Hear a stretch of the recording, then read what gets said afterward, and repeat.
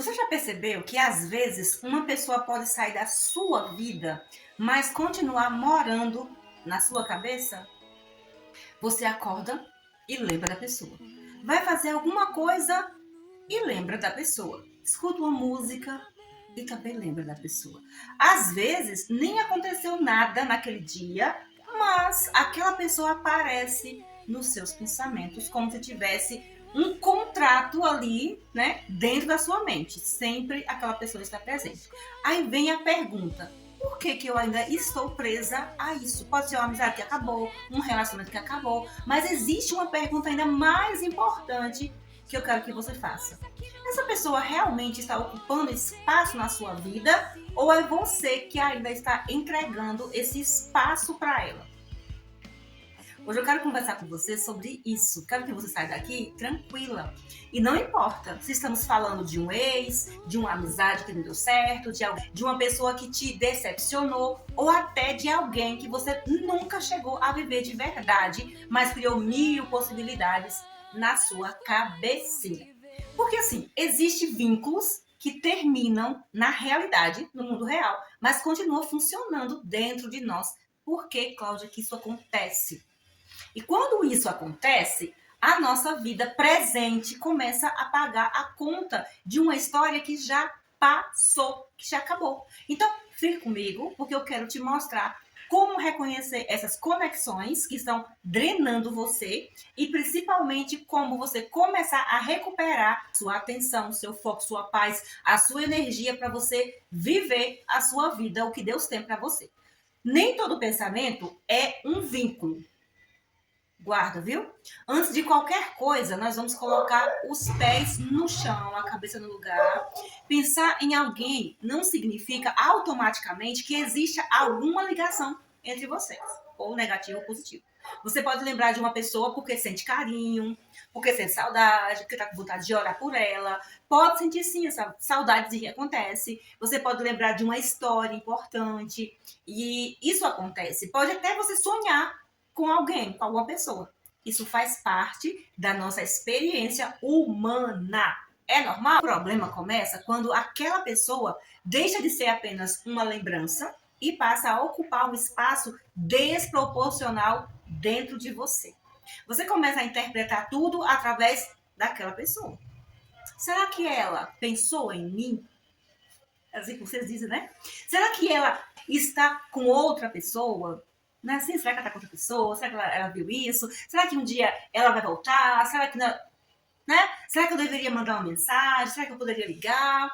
E quando você percebe, você está vivendo uma vida inteira em torno de alguém que talvez nem esteja participando dela. Perceba a diferença? Você consegue entender? Lembrar é uma coisa, permanecer emocionalmente presa é outra. E às vezes a pessoa nem está mais presente. Então, quem continua presente é a história que você criou sobre a pessoa. É a pergunta que fica: o que realmente está prendendo você? Agora eu quero que você pense em uma situação da sua própria vida. Quando você não consegue esquecer alguém, talvez você não esteja presa somente à pessoa.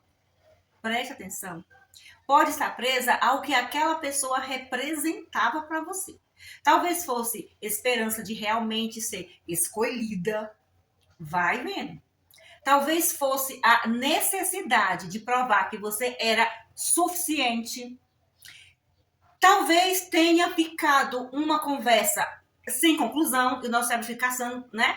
Talvez você tenha sido injustiçada e ainda esteja esperando dentro de você que o outro reconheça o que fez. Ou talvez você esteja apaixonado, não pela realidade daquela pessoa, mas pela versão que você colocou na sua imaginação, que você trouxe da sua imaginação. Isso acontece muito, isso é muito comum, isso é muito corriqueiro, né?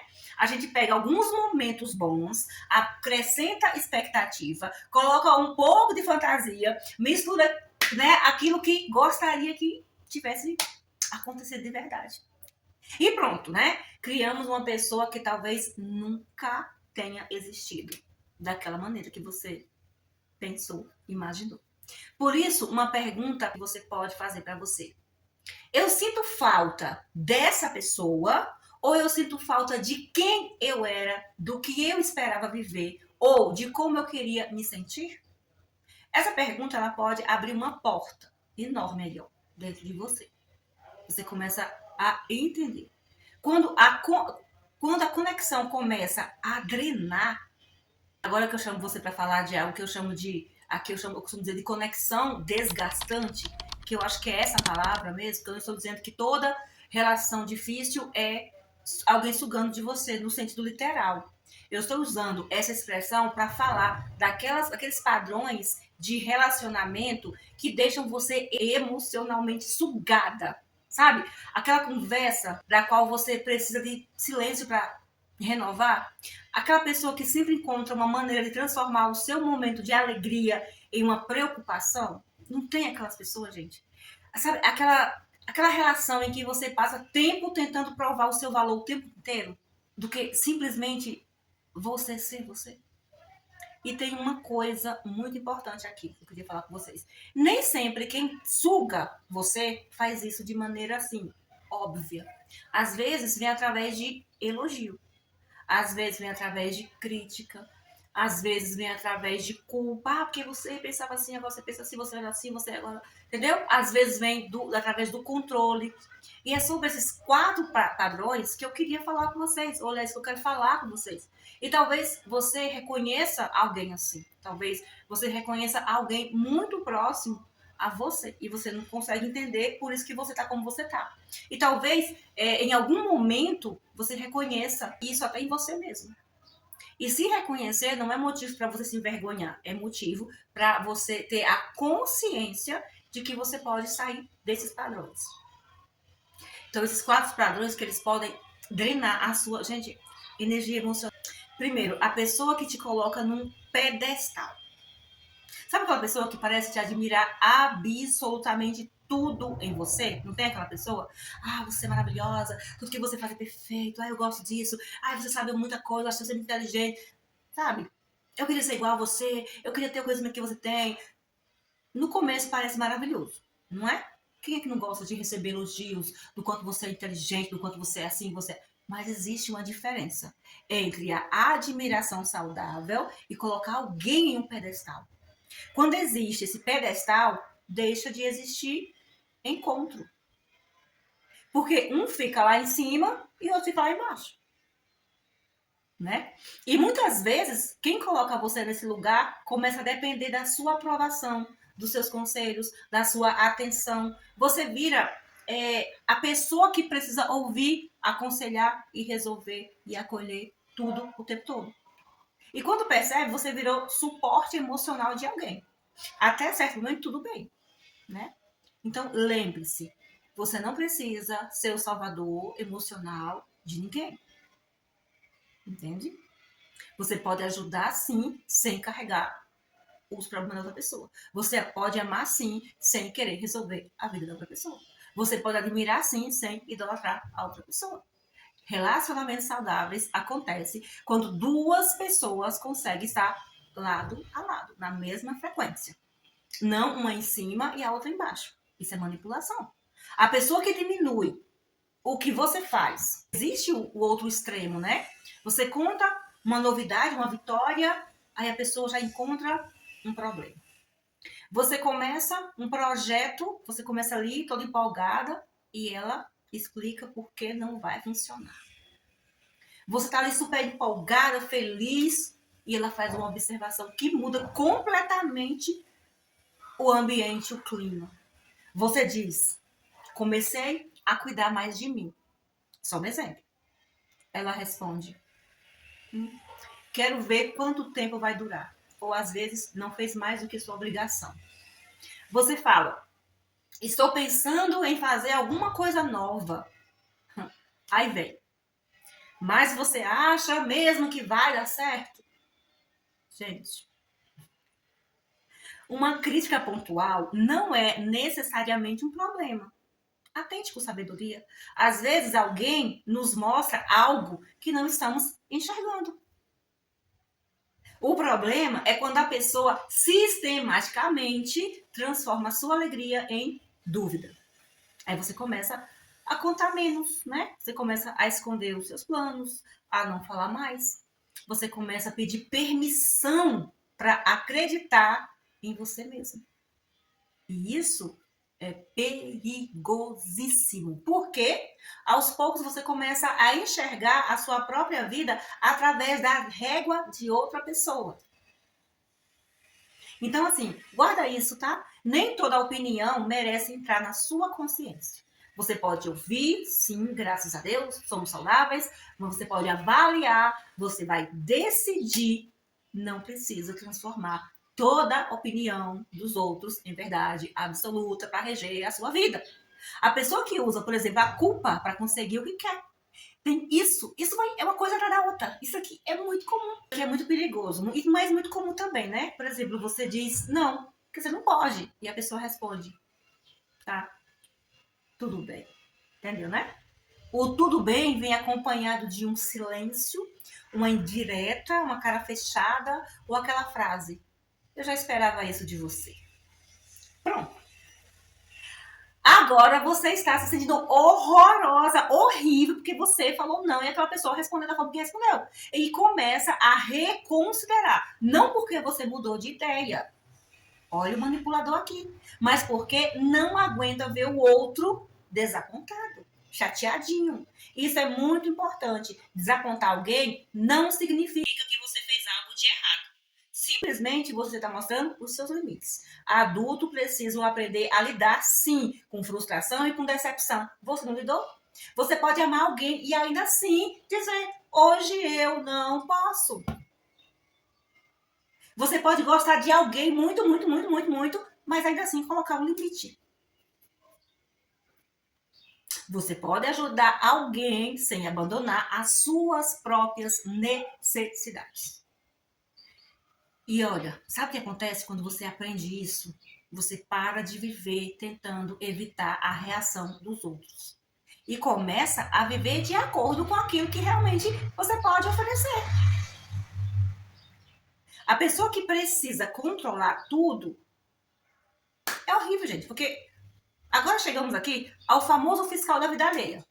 É aquela pessoa que tem opinião sobre tudo e sobre todos. Como você deveria se vestir, como você deveria falar, com quem você deveria conversar, como você deveria trabalhar, com quem você deveria trabalhar, como você deveria educar os seus filhos, com quem você tinha que casar, como deveria gastar o seu dinheiro, que carro deveria comprar, como deveria conduzir a sua própria vida. E quando você não faz do jeito dela, aí ela tenta fazer você sentir que está errado. Mas existe uma pergunta muito simples.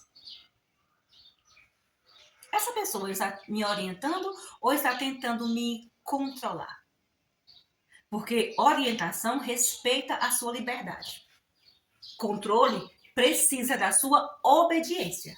Quanto mais você tenta conversar ou convencer uma pessoa controladora de que você tem direito às suas próprias escolhas, mais cansada você vai ficar. O desgaste é real. Às vezes a resposta não é uma discussão, é um limite. Eu entendi sua opinião, mas essa decisão sou eu que tomo. Pronto. Simples. Nem toda conversa precisa virar um tribunal de julgamento.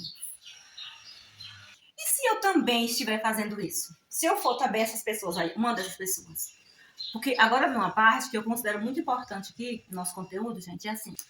Não assista esse vídeo pensando apenas, meu Deus, eu conheço 4 pessoas assim.